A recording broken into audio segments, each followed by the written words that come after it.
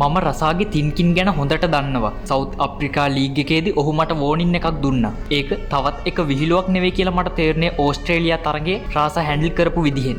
ඒ නායක දසුන් ශානක සිම්බාබ්වේ සමග තරගයට පෙර තම කණ්ඩායමට කළ අනතුරු ඇඟවීමක්. 2026 ලෝක කුසලාන් තරගාවලියේ පළමු අදියරේ ශ්‍රී ලංකා මුහුණ දෙන අවසන් තරගයේ සිම්බාබ්වේට එරෙහිව පැවැත්වීමට සියල්ල සූදානම්. ප්‍රධාන පන්දු යවන්නන් කිහිප දෙනෙක්ම ආබාධයන්ට ලක්වීම නිසා මේ තරගයත් සුපුරුදු ආදේශක සමග ඉදිරියට යාමට ශ්‍රී ලංකා කණ්ඩායමට සිදු වෙනවා.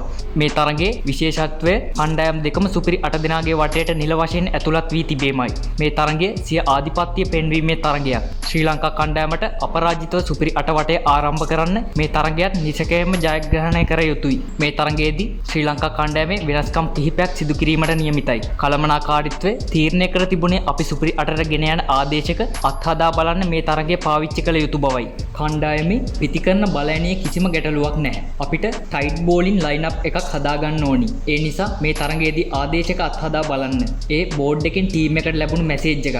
ඒ අනුව මේ තරගයේදී බොහෝ විට ආදේශක ක්‍රීඩකයන් එක් අයෙක් හෝ දෙදෙනෙක් ක්‍රීඩා කිරීමට වැඩි ඉඩක් පවතිනවා. අභ්‍යන්තර ආරංචි මාර්ග සඳහන් කරන්නේ ලෙග් බ්‍රේක් ටැලන්ටඩ් ස්පිනර් විජේකාන්ත් වියස්කාන්ත් මේ තරගයේදී ක්‍රීඩා කිරීමට වැඩි ඉඩක් පවතින බවයි. මේ වන විට පුහුණු සැසි කිහිපයක්ම පවත්වා තිබෙන අතර පසුගිය දින කිහිපේ ලසිත් මාලිංගද කණ්ඩායම සමග එක් වී තිබුණා. ඔහුගේ ගුරුහරුකම් මැද ශ්‍රී ලංකාව මේ දක්වා ලෝක කුසලානේ අපරාජිතව ගමනක් ඇවිත් තිබෙනවා. සුපිරි 8 දෙනාගේ වටේදී අපිට පන්දු බලන්නේ ලොකු අඩුපාඩුවක් දැනේවි. ලෝක කුසලාන් තරගාවලියේ මුල් තරඟ කිහිපයක් ක්‍රීඩා කරද්දින්ම අපේ කණ්ඩායම ප්‍රධානම තුරුම්පුව ආබාධයකට ලක් වුණා. සිංහ කැංගරු සටනේදී අපේ තවත් එක් තුරුම්පුවක් වන මතීෂ පතිරණත් ආබාධයකට ලක් වුණා. එම නිසා මේ වෙනකොට අපේ කණ්ඩායමේ සිටින පන්දු බලන්නේ ලොකු විශ්වාසයක් තබා ගන්න බෑ. සිම්බාබ්වේ කණ්ඩායම සමග තරගයට යන විට අපේ කණ්ඩායමේ මැද පෙළ පිටිකරන් හොඳින් අවබෝධ කරගන්න ඕන දෙයක් තමයි සිම්බාබ්වේ කණ්ඩායමේ දගපන්දු බලන්නේ බොහොම ශක්තිමත් කියා. මේ දිනවල පවත්වපු තරග දිහා හොඳින් බලද්දි තේරෙනවා අපේ මැද පෙළ පිටිකරුවන් ස්පින් පන්දු යවන්නන්ට මුහුණ දීමට පොඩි චකිතයක් දක්වන බව.